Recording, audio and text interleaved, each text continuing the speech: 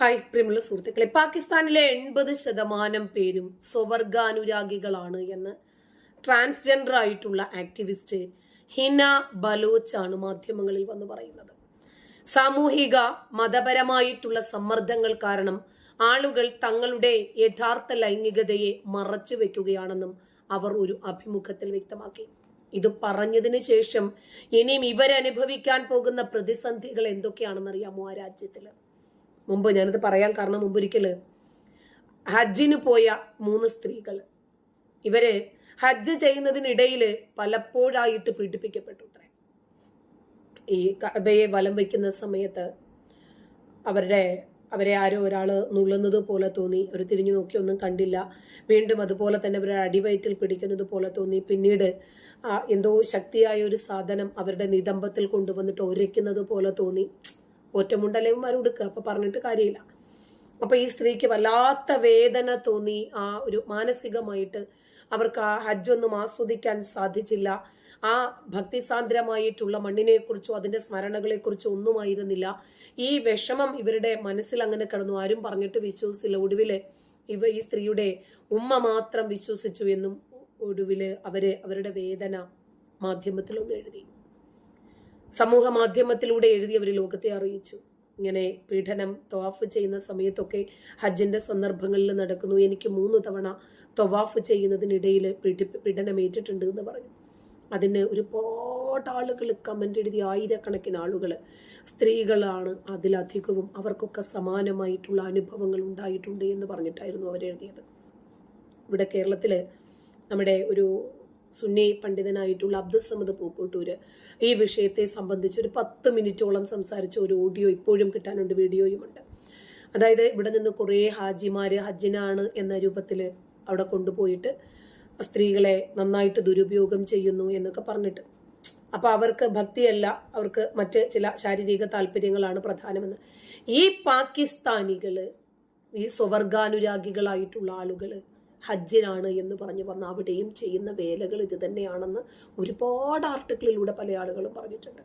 പിന്നെ അവിടെ പോയിട്ട് തെണ്ടി ജീവിക്കുന്നവര്, മക്കയിൽ പോയി കഴിഞ്ഞാൽ പിന്നെ അവർ തിരിച്ചു വരത്തില്ല. അവർക്ക് ഭിക്ഷ എടുത്ത് ജീവിക്കണം, അധ്വാനിക്കാനൊന്നും ശീലമില്ലാത്ത ആളുകൾ, പ്രത്യേകിച്ച് പലസ്തീനികളും പാക്കികളും ഒക്കെ അവർക്ക് ഇങ്ങനെ തെണ്ടി തിന്നാൽ മതി. അപ്പൊ പാകിസ്ഥാനിലെ 80% ആളുകൾ എന്ന് പറയുമ്പോൾ ഒന്ന് ആലോചിച്ച് നോക്കിക്കേ, സ്വവർഗാനുരാഗികളാണ്. അവിടെ മതനിയമമാണ് നിലനിൽക്കുന്നത്, പറഞ്ഞാൽ തല പോകും. ബാക്കി 20% ആളുകൾ ബൈസെക്ഷലുകളുമാണ് എന്ന് ഒരു ക്വീർ ഗ്ലോബൽ എന്ന് പറയുന്ന യൂട്യൂബ് ചാനലിന് നൽകിയ അഭിമുഖത്തിലാണ് ഈ സ്ത്രീ പറയുന്നത്. അവര് പറയാണ്, സാമൂഹിക സമ്മർദ്ദം, മതം, കുടുംബം, പിന്നെ സാമൂഹികമായിട്ടുള്ള ചില പ്രയാസങ്ങള്, കുടുംബപരമായിട്ട് പള്ളിപരമായിട്ടൊക്കെ ഒരുപാട് പ്രയാസങ്ങൾ ഉണ്ടാവുമല്ലോ. അതുകൊണ്ട് സ്വന്തം ലൈംഗികത പോലും വെളിപ്പെടുത്തി ജീവിക്കാൻ ആ രാജ്യത്ത് സ്വാതന്ത്ര്യമില്ല. അതുകൊണ്ട് അവര് സ്വന്തം ഐഡന്റിറ്റിയെ വരെ മറച്ചു വെച്ചിട്ടാണ് ജീവിക്കുന്നത് എന്നാണ് ഇവര് പറയുന്നത്. പാകിസ്ഥാനിലെ പകുതിയിലധികം ആളുകളും യഥാർത്ഥത്തിൽ സ്വവർഗാനുരാഗികളാണ് എന്ന് ഞാൻ വിശ്വസിക്കുന്നു എന്ന് അവർ ഉറക്കെ പറയാൻ ആഗ്രഹിക്കുന്നു. പക്ഷേ അവരൊന്നും, 80% അതേ ഇവര് പറഞ്ഞത്.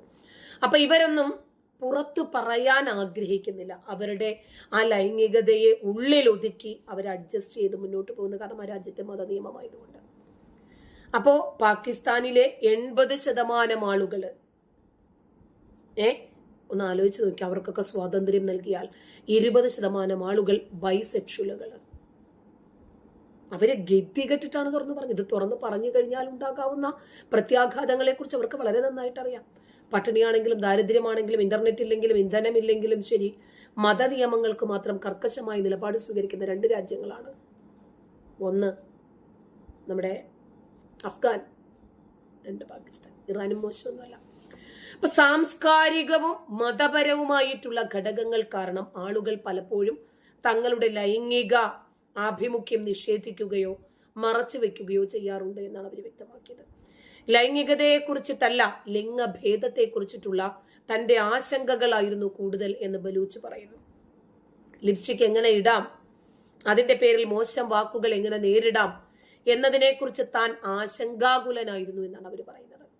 സ്ത്രീ വസ്ത്രം ധരിക്കാനും ആഭരണങ്ങൾ ധരിക്കാനും, എന്നാൽ തല്ലു വാങ്ങാതിരിക്കാനും എനിക്ക് എങ്ങനെ കഴിയുമെന്നാണ് അവർ പറഞ്ഞത്. അങ്ങനെ എങ്ങാനും ചെയ്തു പോയാൽ തീർന്നില്ലേ ഈ സംഗതി. പാകിസ്ഥാനിലെ ഖവാജ സിറ എന്ന് പറയുന്ന സമൂഹം നേരിടുന്ന വലിയ രൂപത്തിലുള്ള വെല്ലുവിളികളെ കുറിച്ചിട്ടാണ് ബലൂച്ച് സംസാരിച്ചത്. പലരും ഭിക്ഷാടനം, നൃത്തം, ജീവിക്കാൻ മറ്റൊരു മാർഗവും ഇല്ലാത്തതുകൊണ്ടാണ് അവര് ഭിക്ഷാടനവും കല, നൃത്തം, ഇതൊക്കെ പാകിസ്ഥാനിൽ ഒരുപാട് വിലക്കുകളുള്ള സംഗതികളാണ്. എന്നാൽ പോലും ഇവരറിയാതെ രഹസ്യമായി ലൈംഗിക തൊഴില് ഇതൊക്കെ ചെയ്ത് ചൂഷണപരമായിട്ടുള്ള ഉപജീവന മാർഗങ്ങളിലേക്ക് അവരൊക്കെ തള്ളിവിടപ്പെടുവാണ് എന്നാണ് അവർ പറയുന്നത്. പാകിസ്ഥാനിലെ ഭിന്നലിംഗ സമൂഹത്തിന്റെ ക്ഷേമത്തിനു വേണ്ടി സജീവമായി പ്രവർത്തിക്കുന്ന ഒരു ആക്ടിവിസ്റ്റാണ് ഹിന ബലോച്ച്. സിന്ധ് മൂരാത്ത് മാർച്ചിന്റെ സഹസ്ഥാപകയായിരുന്നു ഇവര്. ഔറാത്ത് മാർച്ചിൽ പങ്കെടുക്കുകയും ട്രാൻസ്ജെൻഡർ, ന്യൂനപക്ഷ അവകാശങ്ങൾ എന്നിവയ്ക്കു വേണ്ടി നിലയുറപ്പിച്ച് പ്രവർത്തിക്കുകയും ചെയ്ത ഒരാള്. ഒരു പ്രതിഷേധത്തിൽ പ്രൈഡ് പതാക ഉയർത്തിയതിന്റെ ശേഷം അതിന്റെ പേരില് പ്രതികാര നടപടി ക്രൂരമായി നേരിട്ടു എന്നാണ് അവർ വെളിപ്പെടുത്തുന്നത്.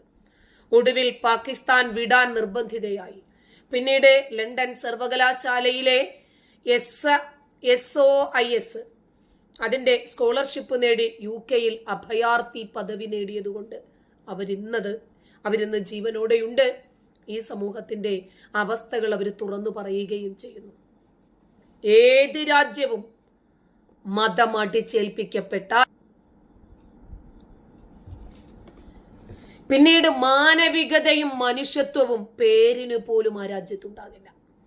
ഇത് തന്നെയല്ലേ ഇറാനിലും സംഭവിച്ചത്. ഒരു പെൺകുട്ടി ഹിജാബ് ഇട്ടു, അതിന്റെ ഇടയ്ക്കൂടെ മുടി കണ്ടുപോയി എന്ന കാരണത്താലാണ് മഹ്സ അമിനി എന്ന് പറയുന്ന 22-കാരിയെ തല്ലിക്കൊന്നത്. അതിന്റെ നീതിക്കു വേണ്ടി രംഗത്തിറങ്ങിയ ആയിരക്കണക്കിന് ആളുകളെ വളരെ ക്രൂരമായി കൊന്നൊടുക്കിയ കൊമേനി ഇന്ന് എവിടെ? ഇബ്രാഹിം റൈസി ഇന്ന് എവിടെ? എത്രയെത്ര നേതാക്കന്മാർ IRGCയുടെ.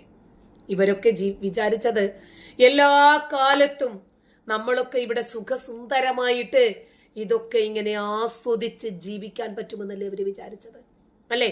ഏത് രാജ്യത്തിന്റെ അവസ്ഥ അങ്ങനെ തന്നെ. ഇപ്പൊ Saudi Arabia, Qatar, Kuwait, UAE ഇവിടെയൊക്കെ മതം മാറാനും ഏതു മതം വിടാനുമുള്ള സ്വാതന്ത്ര്യം ഒന്ന് കൊടുത്തു നോക്കട്ടെ.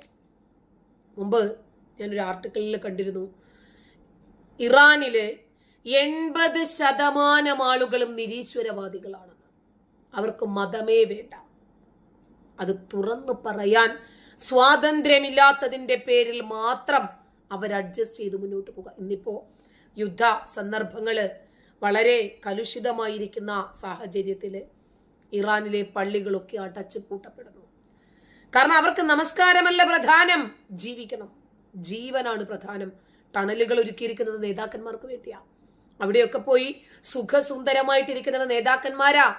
സാധാരണക്കാർ ഇവിടെ കിടന്നു മരണത്തോട് മല്ലിടുവാണ്. IDFുമായിട്ട് പടപൊരുതിക്കൊണ്ടിരിക്കുക. മൊസാദിന്റെ കിങ്കരന്മാര് വന്നിട്ട് തൂക്കിയെടുത്ത് കൊണ്ടുപോകുക. പിന്നീട് തലയും ഉടലും വേർപെട്ട നിലയിൽ എവിടെയോ കിടക്കുന്നു. നേതാക്കന്മാർക്ക് അവരുടെ ജീവനാണ് പ്രധാനം, ആ രാജ്യത്തെ പൗരന്മാരുടേതല്ല.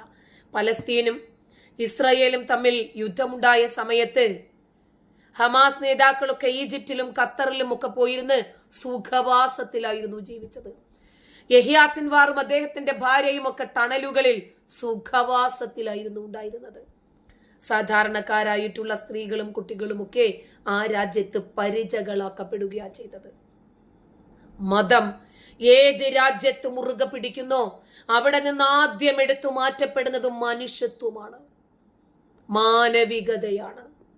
യുക്തിബോധമില്ലാത്ത സാഹചര്യ തെളിവുകളുടെ അടിസ്ഥാനത്തിൽ കാര്യങ്ങളെ അവലോകനം ചെയ്യാൻ അറിയാത്ത ഈ പാഴുകളൊക്കെ ഒരു രാജ്യത്തിന്റെ ഭരണവും കൂടി ഏറ്റെടുത്താൽ അതൊക്കെ ഇറാനും അഫ്ഗാനും ഒക്കെ ആകാതെ പിന്നെ എന്താകും? അപ്പൊ പാകിസ്ഥാനിൽ തന്നെയാണ് ഇങ്ങനെ വരുന്നത്. ഇത് ഇസ്ലാമിനെ സംബന്ധിച്ചിടത്തോളം വലിയ തെറ്റാണ്. കാരണം ലൂത്ത് നബിയുടെ സമുദായത്തെ അള്ളാഹു നശിപ്പിക്കാൻ കാരണം അവരൊക്കെ സ്വവർഗാനുരാഗികളായിരുന്നു എന്നാ പറയുന്നത്. ഇപ്പൊ തന്നെ നമുക്കറിയാം, ബിഗ് ബോസിലൊക്കെ പങ്കെടുത്ത ആദില, നൂറ, 2 പെൺകുട്ടികൾ, അവരുടെ പോസ്റ്റിന്റെയും വീഡിയോയുടെയും ഒക്കെ താഴെ വന്നിട്ട് ചില കാക്കാമാർ അറഞ്ചം പുറഞ്ചം തെറി വിളിക്കുന്നത് കണ്ടിട്ടില്ലേ? അവർക്ക് ഈ മതം തലയ്ക്കകത്ത് കിടക്കുന്നത് കൊണ്ടാ. ആ പിള്ളേർ സന്തോഷത്തോടു കൂടി ഇരിക്കട്ടെ എന്ന് ആഗ്രഹിക്കുന്ന ഏതൊരാൾക്കും ശരി, അവരുടെ ഇഷ്ടം അങ്ങനെയാണെങ്കിൽ അങ്ങനെ മുന്നോട്ട് പോയിക്കോട്ടെ.